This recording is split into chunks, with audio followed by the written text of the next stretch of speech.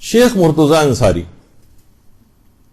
کہا جاتا ہے کہ آج کل جتنے بھی علماء ہیں، جتنے بھی مجتہدین ہیں، کوئی شخص بھی اس وقت تک مستند عالم دین نہیں بن سکتا جب تک کہ وہ شیخ انصاری کی کتابیں جیسے رسائل ہے، مقاصد ہے، فرائض الاصول ہے اور اس طرح کی بہت ساری کتابیں ہیں، ان کو پڑھے بغیر تصور ہی محال ہے کہ کوئی شخص مجتہد تو کجا ایک بڑا عالم دین بھی قرار پا سکے۔ خاتم الفقہاء والمجتہدین ان کا لقب ہے، اور کتنے بڑے ہمارے عالم اور مرجع گزرے، شیخ محمد حسن جو کہ صاحب جواہر الکلام کے نام سے مشہور۔ ان کے انتقال کے بعد مرجعیت شیخ انصاری کے ہاتھ میں آ گئی تھی، اور بلکہ صاحب جواہر خود ان کی مرجعیت کی معرفی کر کے گئے تھے کہ میرے بعد مرجع یہ ہوں گے، اور اتنا عظیم مقام حاصل کیا کہ حرم امیر المومنین علیہ الصلوۃ والسلام ہی میں مدفون ہے۔ اللہم صلی علی محمد۔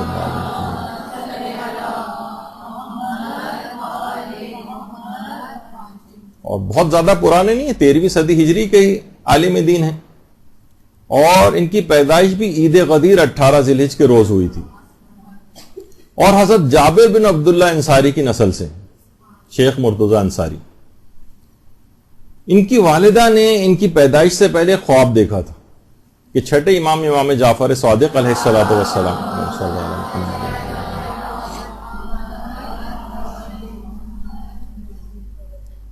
ان کو ایک تحفہ دے رہے ہیں،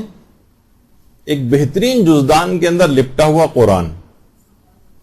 علماء نے اس زمانے میں تعبیر کی کہ ان کو ایک بلند پایا فرزند پروردگار عالم عطا فرمائے گا، اور اس کے بعد شیخ انصاری کی ولادت ہوئی، اور ان کی والدہ بھی اتنی عظیم خاتون تھیں کہ وہ خود فرماتی ہیں کہ میں نے ایک مرتبہ بھی بغیر وضو کے شیخ انصاری کو دودھ نہیں پلایا۔ خاص طور پر خواتین خود محسوس کر سکتی ہیں کہ ابتدائی دنوں کے اندر پیدائش کے بچے کو کس قدر جلدی جو ہے غذا کی احتیاج ہوتی، ہر 1 گھنٹے بعد 2 گھنٹے بعد، یعنی ممکن نہیں ہوتا، کتنی اس کے ساتھ مشکل ہے، لیکن اس مشکل میں بھی ایک مرتبہ بھی ایسا نہیں ہوا کہ ان کو غذا بہم پہنچائی ہو اور اس وقت وہ وضو کی حالت میں نہ ہو۔ تو بہرحال شیخ انصاری جیسا پھر ان کا بیٹا جو ہے، ظاہر محنتیں کرنا پڑتی ہیں، ریاضتیں کرنا پڑتی ہیں، بلند مقامات کو لے کر اتنی آسانی کے ساتھ تو حاصل نہیں ہو جاتا کہ ٹی وی ڈرامے اور موسیقی اور سب دیکھتے رہیں، اس کے بعد بچے جو ہیں وہ اس اعلیٰ پائے کے جو ہیں وہ گھر کے اندر آ جائیں۔ تو اس زمانے میں بھی، اس زمانے کے مطابق علماء نے کہا ہے کہ اس زمانے میں بھی شیخ انصاری کے 4 کروڑ مقلدین دنیا کے اندر پائے جاتے تھے،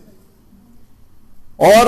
زہد و تقوی کا یہ عالم تھا کہ انتقال کے بعد کل 17 تومان ان کے پاس تھے، بس 17 تومان، اور اتنا ہی تقریباً مقدار میں قرض تھا۔ وہ پوری کی پوری رقم جو بچی ہوئی تھی وہ قرض کی ادائیگی میں صرف ہوئی، اور ان کے کفن اور دفن وغیرہ کے اخراجات بھی ایک صاحب ایمان نے خود برداشت کی۔ تو یہ ہیں شیخ انصاری۔ اب شیخ انصاری نے اتنا بلند مقام کیسے حاصل کیا؟ باقاعدہ ایران میں ان کی شخصیت کے کارناموں کے اعتراف پہ ڈاک ٹکٹ بھی جاری کیے جاتے ہیں، اور ایک احترام تو ان کے متعلق ملتا ہے کہ شیخ انصاری کے اتنے بڑے مقام کو حاصل کرنے میں جو دخیل ہے کہ بلوغ کے پہلے دن سے لے کر انتقال والے دن تک ایک دن بھی ایسا نہیں گزرا جس دن انہوں نے نماز جعفر تیار نہ پڑھی۔ کتنا عظیم مقام حاصل کیا،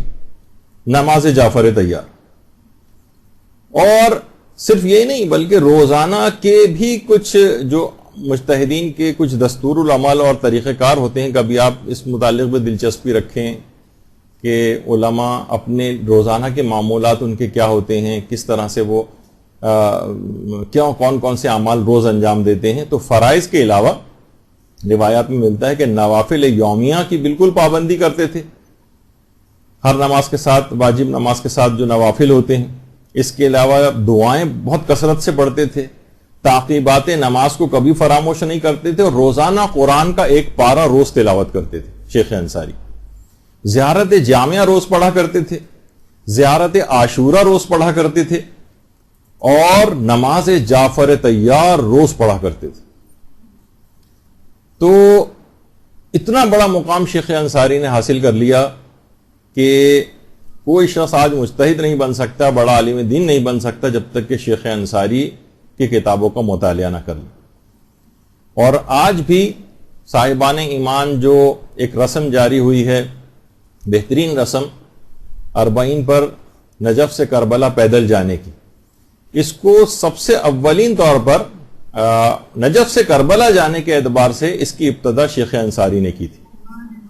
اور ان کے بعد کچھ عرصے کے لیے موقوف ہو گیا تھا سلسلہ، پھر محدث نوری نے دوبارہ اس سلسلے کو جاری کیا۔ تو یہ بھی جتنا بھی ثواب ایک لحاظ سے ثواب جاریہ جس رسم کی ابتدا انہوں نے کی تھی، آج بھی شیخ انصاری کی روح کو پہنچتا ہوگا۔ تو بہت آپ نے دیکھا کہ کتنی چیزیں ایسی ہیں کہ واقعتاً صرف شیخ انصاری کی بات نہیں،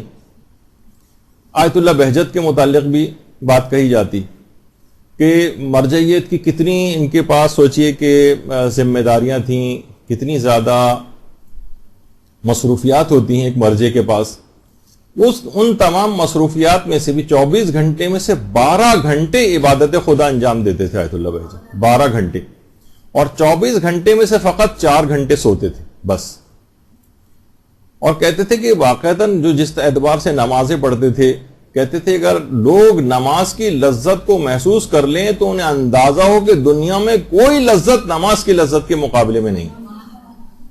اور آج لوگ کتنا گھبرانے لگیں کہ بھئی آپ کے تو یہ ختم ہی نہیں ہوتے، اور 36واں اور 35واں چلے جا رہا ہے، کب ختم ہوں گے، یعنی انتظار کریں گے درس کب ختم ہوں گے نماز کے۔ جیسے میں نے کہا تھا نماز وحشت خبر ان لوگ بھی پڑھی جاتی ہے جو خود نماز سے وحشت کر رہے ہوتے۔ تو بہرحال اتنی لذت انگیز چیز ہے یہ نماز، جیسے کہ واقعتاً حج کے سلسلے میں بھی امام کے پاس لوگ آتے تھے کہ مولا 40 سال سے آپ حج کے فضائل بیان کر رہے ہیں اور ابھی تک حج کے فضائل اور مسائل ختم ہی نہیں ہوئے۔ امام نے کہا کہ جس حج کا حضرت آدم کی پیدائش سے 4000 سال پہلے یا غالباً 2000 سال پہلے سے جس کا طواف ہو رہا اور حج کیا جا رہا، تم چاہتے ہو کہ صرف فقط 40 سال کے اندر اس کے فضائل ختم ہو جائیں۔ تو اس لحاظ سے واقعتاً نماز اور یہ چیزیں ایسی ہیں کہ ساری زندگی میں ان کا تذکرہ ہوتا رہے۔ اس کی جو لذت ہے نماز کی، وہ خود آیت اللہ بہجت کہتے تھے دنیا کی تمام لذتوں کے مقابلے میں ساری لذتیں ہیچ ہیں نماز کی لذت کے مقابلے میں۔ اور ان کے بیٹے کہتے تھے ان کے متعلق بات کرنا اتنا زیادہ مشکل ہے کہ اپنی زندگی میں تو کسی کو اپنے متعلق کوئی تعریفی بات، کوئی چیز نقل کرنے کی اجازت ہی نہیں دیتے تھے۔ بلکہ کتاب، ابھی اس کا ٹائٹل بھی آپ کو دکھاؤں گا، بس ہوئے محبوب کے نام سے وہ کتاب ان کے ارشادات اور ان کی نصیحتوں کے اوپر ان کی زندگی میں ہی کمپائل ہو رہی تھی۔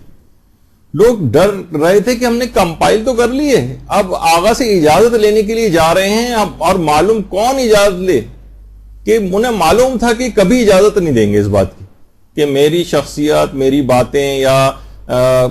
جس میں میری کوئی تعریف کا پہلو ہو، یہ ان کی زندگی میں کوئی چیز شائع ہو جائے۔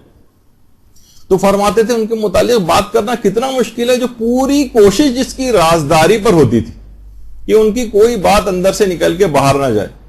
اور یہ رازداری بھی انتہائی ماہرانہ کرتے تھے، انتہائی ماہرانہ۔ مثلا کوئی ان سے سوال پوچھ لیتا تھا کہ کیا کبھی آپ نے امام زمانہ علیہ السلام کی زیارت کی ہے؟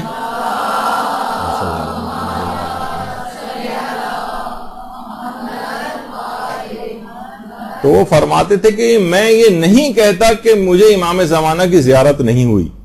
بڑے ماہرانہ انداز سے یعنی اس طرح کا جواب دیتے تھے، یعنی انکار بھی نہیں کیا اور یہ بھی نہیں کہا کہ ہاں مجھے زیارت ہوئی ہے، لیکن اس انداز و طریقہ، اور ہمیشہ باتوں کو کسی اور کی طرف نسبت دے کر یا ایسا توریہ وغیرہ جسے کہا جائے کیا کرتے تھے کہ لوگوں کو یہ پتہ نہیں چل پاتا تھا کہ یہ جو معارف چیزیں یا کوئی معجزہ یا کرامت بیان کر رہے ہیں یہ اپنے متعلق ہے، کسی اور کی بات بیان کر رہے ہیں۔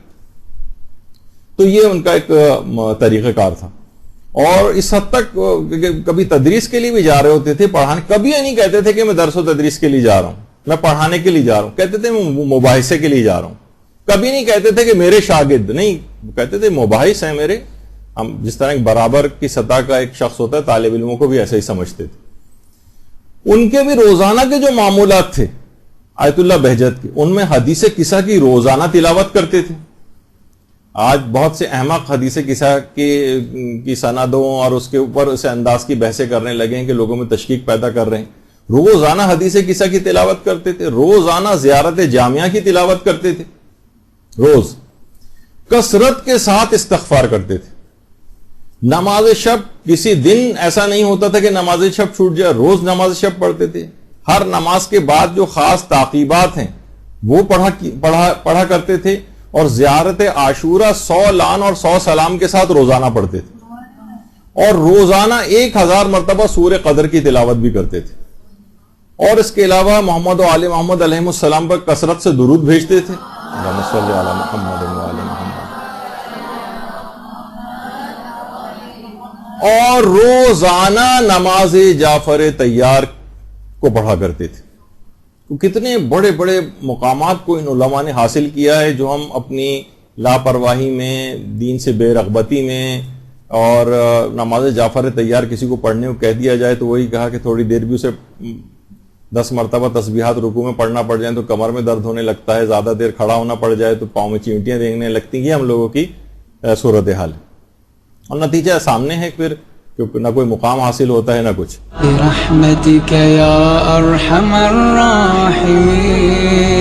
وصلی اللہ علی محمد وآلہ الطاہرین.